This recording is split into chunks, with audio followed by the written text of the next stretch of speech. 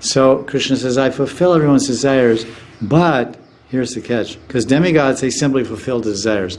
Oh, you want this power by which you can crack heads, and you offered your flesh into the fire, and your name is Brikasura, 10th canto, chapter 88, and he's worshipping Shiva.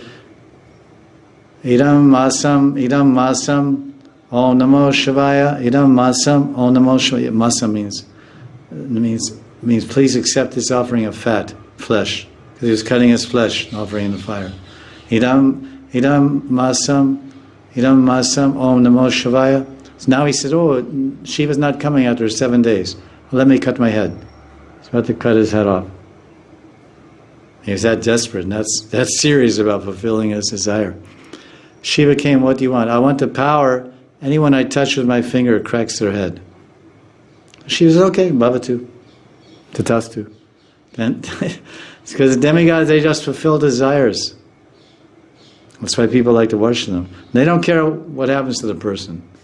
They may fulfill their desire. They fulfill their desires, and that person gets the power or the opulence or the position by the mercy of that devata, and then he misuses it and gets shot, murdered, goes to hell, whatever. Forgets about Shiva. You use the ladder to get to the roof, then throw away the ladder.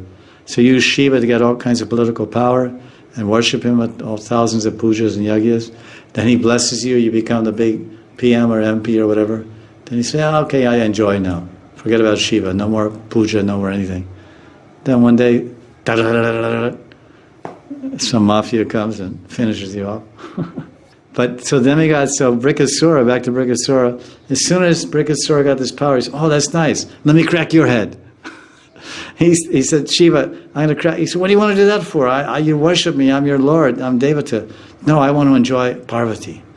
So if I kill you, then I can get your wife. Ha ha ha. So Shiva's running, and then Krishna had to take the form of a small boy to save him. At least that's what's in the Bhagavad Puran. I'm sure if you look in the Shiva Puran, you won't find that story. Because Shiva Puran, Shiva's not running away depending on Krishna for protection. Shiva's supreme. So that's Shiva Puran. But Bhagavad Puran, Krishna's supreme. And so there, Bhagavad Puran. So therefore he's saving Shiva.